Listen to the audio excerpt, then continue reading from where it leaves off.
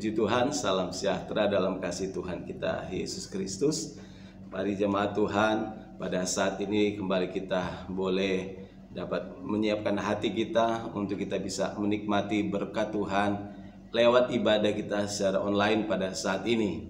Sebelum kita akan mendengarkan firman Tuhan sebentar, mari kita mau berdoa bersama-sama biar karya Tuhan senantiasa terus nyata di dalam kehidupan kita. Walaupun kita sementara ada di rumah masing-masing, tapi kita terus menikmati kasih Tuhan, hadirat Tuhan selalu ada dan hadir di setiap kehidupan kita. Mari kita berdoa untuk kita mengawali pembacaan firman Tuhan, renungan firman Tuhan pada kesempatan hari ini. Puji Tuhan, mari kita berdoa. Bapa di surga, kembali kami datang menghadap hadirat-Mu Tuhan. Dengan segala kerendahan hati kami bawa segenap kehidupan kami di mezbah-Mu, untuk selalu ada di dalam hadirat-Mu, untuk senantiasa dituntun dengan firman-Mu Tuhan. Karena hari-hari ini hanya Engkaulah satu-satunya Tuhan sebagai penolong dalam kehidupan kami, yang akan terus membawa kami berjalan di dalam kemuliaan-Mu Tuhan. Terpujilah nama-Mu, Engkau yang memberkati persekutuan ibadah kami pada saat ini secara online. Baik kami hamba-Mu Tuhan di rumah-Mu maupun Tuhan bagi seluruh sidang jemaat mereka di rumah masing-masing, Tuhan yang akan senantiasa hadir di sana. Tuhan, Engkau ada bersama-sama dengan umat-Mu Tuhan dimanapun mereka berada, dan berkat Tuhan melimpah di saat kami boleh dapat bersekutu dengan Engkau. Terlebih lagi firman-Mu, Ia akan senantiasa memberikan kekuatan iman bagi kami untuk senantiasa kami berjalan di dalam kebenaran dan di dalam rencana-Mu Tuhan. Terima kasih Tuhan, Engkau akan menguasai kami dengan kuasa-Mu Tuhan. Roh Kudus mengurapi hamba-Mu Tuhan, sehingga setiap firman yang disampaikan, umat-umat-Mu yang mendengar, mereka mendapatkan kekuatan, mereka diberkati lewat pelayanan firman-Mu Tuhan, sehingga kami terus bertumbuh dalam iman kami kepada-Mu Tuhan. Terpujilah nama-Mu Tuhan, kami berdoa mengucap syukur hanya di dalam nama Tuhan Yesus Kristus. Haleluya, amin. Puji Tuhan. Mari langsung saja saya mengajak jemaat Tuhan untuk kita membaca dalam satu pembacaan Alkitab dalam kitab Yakobus. Yakobus pasalnya yang keempat. Kitab Yakobus pasal yang keempat. Kita akan baca ayat yang ke-13 sampai ayatnya yang ke-14. Yakobus pasal 4 ayat 13 sampai 14. Firman Tuhan berkata demikian, "Jadi sekarang, hai kamu yang berkata, hari ini atau besok kami berangkat ke kota Anu, dan di sana kami akan tinggal setahun dan berdagang serta mendapat untung. Sedang kamu tidak tahu apa yang akan terjadi besok. Apakah arti hidupmu? Hidupmu itu sama seperti uap yang sebentar saja kelihatan lalu lenyap." Puji Tuhan. Dalam perikop pembacaan kita pada hari ini, firman Tuhan berkata bahwa jangan melupakan Tuhan dalam perencanaan. Setiap manusia atau setiap kita memiliki rencana, memiliki sesuatu yang ingin kita capai. Tetapi firman Tuhan berkata dalam segala sesuatu yang direncanakan manusia, bahwa apa yang terjadi di bawah kolong langit bumi ini, itu semua itu ada batasnya. Kita lihat apa yang terjadi hari-hari ini. Ada begitu banyak mungkin rencana orang gagal. Karena apa? Karena dengan situasi keadaan mewabahnya virus COVID-19, sehingga begitu banyak rencana. Perusahaan merencanakan ini, begitu banyak lembaga-lembaga yang memiliki rencana yang akhirnya batal, tidak bisa terjadi. Karena apa? Karena inilah hidup di tengah dunia ini. Hidup yang serba terbatas. Karena apa? Segala sesuatu kita hanya bisa, firman Tuhan berkata, manusia itu hanya apa? Merencanakan, tetapi Tuhan yang menentukan. Artinya di sini kita sebagai orang percaya juga belajar dari firman Tuhan bahwa hidup kita itu ada di dalam tangan Tuhan. Apapun yang saudara sementara rencanakan dan kita rencanakan, kita mau selalu melibatkan Tuhan atau mau selalu percaya kepada Tuhan, menaruh hidup kita kepada Tuhan. Jadi kita lihat bicara tentang hidup dan apa arti hidup itu. Kalau kita melihat hari-hari ini, kayaknya hidup itu tidak punya arti lagi, tidak punya nilai lagi. Ketika orang dengan segala keadaan situasi terjadi melihat bahwa hidup ini menjadi suatu hal yang Ada yang orang yang menganggap itu suatu hal yang menakutkan dalam menjalani hidup ini. Ada hal yang berkata, wah hidup ini penuh dengan misteri. Karena apa? Karena ketika peristiwa terjadi tanpa kita sadari dan tanpa kita sangkakan, dan itu memang harus terjadi.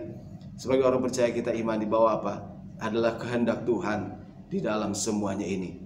Mari kita melihat dalam firman Tuhan apa arti hidup itu dan bagaimana kita menjalani hidup itu sesungguhnya. Kalau bicara hidup, semua orang pasti ingin hidup. Bahkan kalau ditanya mau pingin hidup berapa lama, kalau bisa selama mungkin. Jadi setiap kita banyak yang tidak mengerti arti hidup, sehingga mereka tidak tahu bagaimana menjalani hidup ini, bagaimana mereka membawa hidup ini untuk benar-benar mendekat kepada Tuhan. Ada orang yang menjauh daripada Tuhan, tetapi kita yang percaya, yang kita mengerti firman Tuhan, Tuhan mengajarkan kita untuk selalu melibatkan Tuhan. Firman Tuhan berkata bahwa hidup itu hanya singkat, hanya seperti uap yang sebentar kelihatan dan sebentar lenyap. Walaupun hidup itu hanya singkat, tapi hidup itu adalah sebuah kenyataan atau sebuah hal yang real, yang nyata. Jadi hidup ini bukan panggung sandiwara. Hidup ini adalah sesuatu yang nyata, kenyataan, bukan sebuah mimpi, bukan sebuah dongeng. Tapi hidup ini adalah sebuah kenyataan di mana kita harus hidup di tengah dunia ini. Dan bagaimana kita akan hidup? Saya mau katakan hidup ini adalah sebuah persiapan. Walaupun hidup ini hanya singkat, tetapi ini menjadi penentu bagaimana kita bisa menikmati hidup di dalam kekekalan. Artinya apa? Selama kita hidup di tengah dunia ini yang sementara, hidup yang singkat, yang adalah masa-masa persiapan kita, karena ini akan menentukan kita untuk bisa menikmati hidup di dalam kekekalan. Artinya apa? Kita jangan main-main dengan hidup yang singkat ini. Kita jangan santai dengan hidup yang singkat ini. Orang mungkin berkata, ini hidup ini kan cuma singkat. Tapi justru dalam singkatnya hidup ini menentukan suatu kehidupan kekekalan nanti, di mana kita akan pergi dan berada untuk batas waktu yang selama-lamanya. Nah, itu ditentukan di saat kita hidup di tengah dunia ini. Itu sebabnya firman Tuhan selalu mengingatkan kita supaya kita dapat mempergunakan waktu ini sebagai suatu peluang yang besar. Ketika kita mengerti bahwa hidup yang singkat ini itu akan menentukan kekekalan kehidupan kita nanti, di mana kita akan berada. Itu sebabnya kita akan serius dengan hidup ini, menjalani hidup ini. Ini adalah sebuah kenyataan yang harus kita jalani. Mari kita melihat dalam pembacaan dalam kitab Efesus pasalnya yang kelima. Kitab Efesus pasalnya yang kelima, ayatnya yang ke-15 sampai ayat yang ke-17. Efesus pasal 5 ayat yang ke-15 sampai ayat ke-17. Karena itu perhatikanlah dengan seksama bagaimana kamu hidup. Janganlah seperti orang bebal, tetapi seperti orang arif. Dan pergunakanlah waktu yang ada, karena hari-hari ini adalah jahat. Sebab itu janganlah kamu bodoh, tetapi usahakanlah kamu mengerti kehendak Tuhan. Inilah yang firman Tuhan ingin kita mengerti tentang arti hidup ini dan bagaimana cara kita menggunakan hidup ini. Nah, firman Tuhan berkata di sini bahwa hidup yang kita hidupi, firman Tuhan berkata dalam ayat yang ke-15, karena itu perhatikanlah dengan seksama bagaimana kamu hidup. Janganlah seperti orang bebal, tetapi seperti orang arif. Jadi firman Tuhan mengajak kita untuk memperhatikan hidup ini. Bagaimana hidup yang kita jalani hari-hari ini. Dan firman Allah menganjurkan kita untuk menjalani hidup ini seperti orang yang arif, orang yang bijaksana. Artinya apa? Orang yang pintar untuk bisa melihat segala situasi yang ada terjadi hari ini. Jangan menjadi orang yang bodoh, menjadi orang yang masa bodoh. Tapi firman Tuhan berkata, mari kita menjadi orang yang arif, orang yang bijaksana. Jangan menjadi orang yang bebal. Kita tahu orang yang bebal artinya orang yang tidak mau diatur, orang yang tidak mau dinasehati. Tapi kita sebagai orang percaya dalam menjalani hidup hari-hari ini, kita mau selalu mau hidup sesuai dengan apa? Firman Tuhan. Karena untuk itulah Tuhan ingin supaya ketika kita hidup, firman Tuhan berkata di sini, supaya ayat 16, dan pergunakan waktu yang ada. Jadi hidup ini, hari-hari ini, firman Tuhan berkata kita hidup di hari-hari terakhir. Mari kita bergunakan waktu yang ada. Bergunakan untuk apa? Sebagai orang yang bijaksana, orang yang arif, orang yang mau belajar mengerti apa yang menjadi kehendak Tuhan. Itulah yang Tuhan inginkan, yaitu kita mau mempergunakan hari-hari ini. Saya akan percaya tidak lama lagi Tuhan akan datang. Tapi bagaimana kita mempergunakan waktu-waktu yang masih Tuhan berikan bagi kita. Izinkan kita hidup di tengah dunia ini. Kita di rumah saja, kita terus menjaga persekutuan kita bersama dengan Tuhan. Karena firman Tuhan berkata ayat yang ke-17, sebab itu janganlah kamu bodoh. Kita lihat, diulang lagi. Jangan kita seperti orang bebal. Janganlah kamu bodoh, tetapi orang yang arif, orang yang bijaksana. Nah, orang yang arif sesuai dengan firman Tuhan atau orang yang bijaksana adalah orang yang seperti apa? Firman Tuhan jelaskan di sini adalah orang yang mau mengusahakan supaya dia dapat mengerti kehendak Tuhan. Mencari tahu kehendak Tuhan, mengerti kehendak Tuhan, dan hidup di dalam kehendak Tuhan. Haleluya. Betapa luar biasanya kalau hari-hari ini, hidup yang kita miliki hari-hari ini, kita mau berusaha mengejar yang namanya kehendak Tuhan. Apa yang menjadi keinginan Tuhan, supaya itu terjadi dalam kehidupan kita. Seringkali kita hanya berusaha mengejar apa yang menjadi keinginan kita, apa yang menjadi kehendak kita. Mungkin kita berkata ada begitu banyak keinginan yang belum tercapai hari-hari ini, yang kita mimpikan, yang kita cita-citakan. Ada begitu banyak keinginan kita, kehendak kita yang ingin kita raih.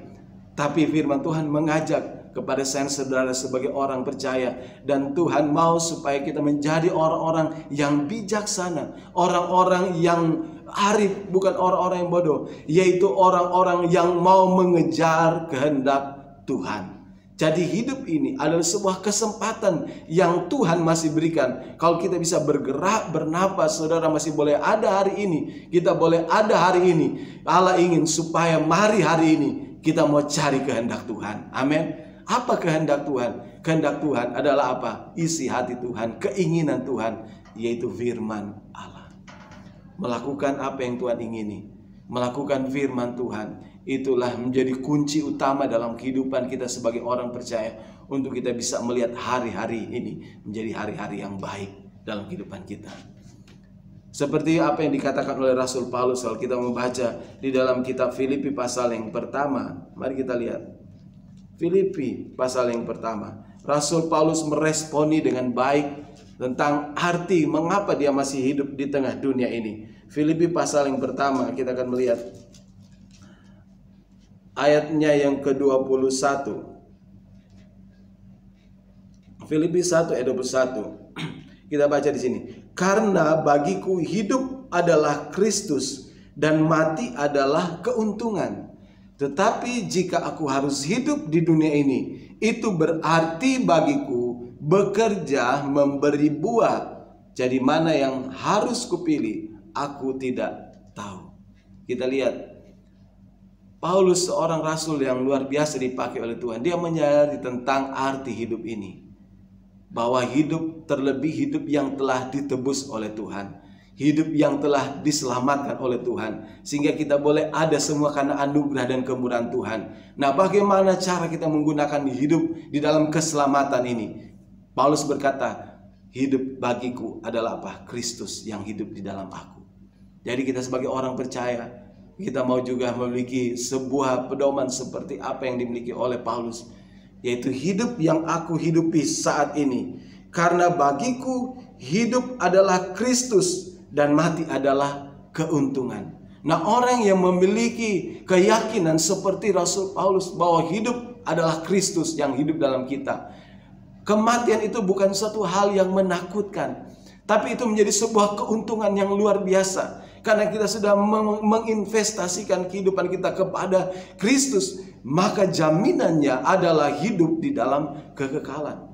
Nah, ini yang dimengerti oleh Rasul Paulus, sehingga dia menjalani hidup ini dengan benar, yaitu apa? Hidup bersama dengan Kristus. Kristus hidup di dalamnya. Demikian juga hari-hari ini, Mari kita mau mengerti kehendak Tuhan. Dan bagaimana kita bisa mengerti kehendak Tuhan? Yaitu kita menjalani hidup ini bersama dengan Kristus. Dan Kristus hidup di dalam kita. Yaitu firman hidup di dalam kita. Sehingga firman Tuhan berkata, ketika orang percaya menjalani hidup bersama dengan Kristus, hidup dalam iman dan percaya kepada Tuhan, ada tanggung jawab yang luar biasa yang harus dimiliki oleh setiap orang percaya. Yaitu apa? Bekerja, memberi buah. Tidak ada pilihan lain. Rasul Paulus berkata, tetapi jika aku harus hidup di dunia ini. Artinya apa? Kalau kita harus ada di dunia ini, kita punya tanggung jawab seperti yang dikatakan oleh Rasul Paulus, yaitu apa? Berarti bagiku bekerja, memberi buah. Inilah yang Tuhan kehendaki. Yang Tuhan kehendaki supaya ketika kita masih hidup di tengah dunia ini, mari kita memancarkan kasih Tuhan, mengeluarkan buah-buah sesuai dengan kehendak Tuhan. Hidup menjadi berkat bagi sesama, terlebih menyenangkan hati Tuhan. Sehingga apa? Hidup kita menjadi berarti. Ada begitu banyak orang mungkin berkata, hidup ini sudah sangat rusak. Hidup ini tidak punya nilai berarti.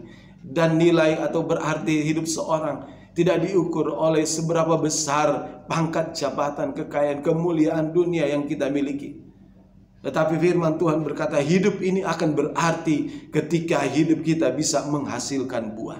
Artinya apa? Kita menjalani hidup ini dengan benar sesuai dengan kehendak Tuhan. Terus mencari kehendak Tuhan. Karena kehendak Allah bagi saya saudara, supaya kita menjadi terang, kita menjadi anak Tuhan, menjadi garam, menjadi berkat bagi sesama, bagi bangsa ini.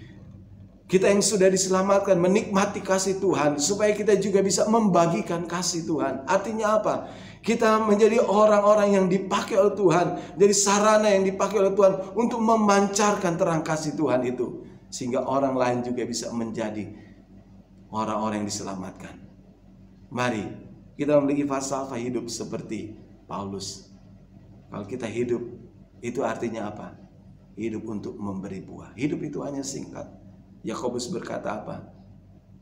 Hidup itu hanya seperti uap, yang sebentar kelihatan dan sebentar lenyap. Tetapi dalam waktu yang singkat ini, kita mau memiliki hidup yang berkualitas. Berkualitas dalam arti rohani, yaitu apa? Kita mengerti kehendak Tuhan dan kita lakukan kehendak Tuhan. Seperti apa yang dilakukan oleh Rasul Paulus, yaitu apa? Menggunakan hidupnya untuk selalu menyenangkan hati Tuhan, menghasilkan buah. Dari buah-buah kehidupannya ada begitu banyak orang diselamatkan. Ada orang yang dibawa kepada jalan kebenaran. Demikian juga dengan kehidupan kita. Biar kehidupan kita ini, hari-hari ini kita mau jalani bersama dengan Tuhan. Sesulit apapun, mari kita jalani bersama dengan Tuhan. Kristus hidup dalam saudara dan Kristus ada dalam kehidupan saudara. Maka kita akan senantiasa menikmati tuntunan-tuntunan ilahi. Kejar kehendak Tuhan. Berusaha untuk mencari tahu dan hidup dalam kehendak Tuhan. Jadi kita tidak mau masa bodoh, karena kita punya tujuan yang utama dalam hidup ini. Selama kita hidup, mari kita mau menghasilkan buah. Amin. Puji Tuhan. Biar firman Tuhan pada saat ini akan terus menguatkan iman kita, untuk membangun iman kita, untuk terus semakin giat, semakin luar biasa dalam Tuhan, untuk apa? Mengeluarkan buah-buah kebaikan, buah-buah untuk kemuliaan Tuhan. Itu sebabnya kita mau selalu merendahkan hati, mencari tahu kehendak Tuhan, dan hidup dalam kehendaknya. Puji Tuhan. Biar kiranya Tuhan selalu akan memberkati setiap kehidupan umat Tuhan, dimanapun umat Tuhan berada, di rumah masing-masing. Kita selalu berdoa hari-hari ini, tidak ada hal yang lain. Kita mengerti tujuan hidup kita, yaitu apa? Untuk sebuah kekekalan. Tetapi selama kita masih ada di tengah dunia yang singkat ini, yang kata kitab Yakobus hanya sementara, kita mau berkarya bagi Tuhan. Amin. Yaitu apa? Mencari tahu kehendak Tuhan, berusaha untuk melakukan kehendak Tuhan, yaitu untuk hidup bisa berbuah, memiliki manfaat di tengah masyarakat, di tengah gereja, bahkan di tengah dunia ini, supaya nama Tuhan dimuliakan. Amin. Tuhan Yesus memberkati kita semua. Mari kita berdoa. Terima kasih Bapa di surga. Kami mengucap syukur Tuhan, karena lewat kebenaran-Mu pada saat ini, membawa kami untuk bisa mengerti bagaimana kami dapat menjalani kehidupan kami hari-hari ini. Supaya kami benar-benar boleh dapat melakukan apa yang menjadi hal yang prioritas dalam hidup ini, yang paling utama. karena hidup ini adalah kesempatan bagi kami untuk kami bisa hidup menyenangkan hati Tuhan, untuk kami bisa melakukan kehendak Tuhan. Dengan kehidupan kami dapat berbuah-buah bagi kemuliaan nama-Mu Tuhan. Terima kasih Tuhan, mampukan kami sebagai umat-Mu untuk selalu kami dapat hidup di dalam kebenaran-Mu, mengikuti kebenaran-Mu Tuhan, berjalan di dalam kehendak-Mu, sehingga penyertaan Tuhan semakin sempurna di dalam kehidupan kami. Kami akan melihat janji dan berkat Tuhan selalu menyertai orang-orang yang sungguh-sungguh melakukan kehendak Tuhan. Karena itulah janji-Mu Tuhan. Roh Kudus memberikan kekuatan kepada kami hari-hari ini, supaya kami senantiasa dimampukan untuk selalu hidup di dalam kehendak-Mu Tuhan. Firman-Mu adalah kehendak-Mu yang paling tinggi, yang paling utama, yang Tuhan ingin supaya kami umat-Mu mengikutinya dengan segenap hati. Itu sebabnya kami mau belajar terus dari firman-Mu. Kami mau selalu mengikuti firman-Mu, dan kami mau selalu lihat firman-Mu yang akan bertumbuh dalam kehidupan kami menjadi anak-anak Tuhan, jadi umat-Mu yang terus menghasilkan buah bagi hormat kemuliaan nama Tuhan saja. Terima kasih Tuhan, hamba berdoa dari tempat ini, Tuhan akan memberkati setiap umat-umat-Mu Tuhan. Berkati ketika mereka bekerja, berkati ketika mereka berusaha, bahkan dalam segala keperluan kebutuhan umat-Mu Tuhan. Engkau yang akan membukakan tingkap langit dan mencurahkan berkat-Mu Tuhan, sehingga memenuhi dalam segala keperluan dan kebutuhan umat Tuhan hari-hari ini. Juga Tuhan akan menjagai, melindungi setiap saat kami umat-umat-Mu Tuhan dengan perlindungan dari Tuhan, sehingga kami selalu akan aman, tenang bersama dengan Engkau Tuhan. Terima kasih Bapa yang baik, terpujilah nama-Mu Yesus. Kami mengucap syukur buat kesempatan yang Tuhan berikan bagi kami, untuk kami lagi boleh mendengarkan firman-Mu, untuk kami dapat bersekutu dengan Engkau. Terima kasih Tuhan, kami berdoa mengucap syukur dan terus memberkati umat-Mu Tuhan, dan juga pekerjaan Tuhan semakin diberkati oleh Tuhan. Nama-Mu dimuliakan dan diagungkan. Kami berdoa mengucap syukur hanya di dalam nama Tuhan Yesus Kristus. Haleluya. Amin. Puji Tuhan, Tuhan Yesus memberkati kita semua.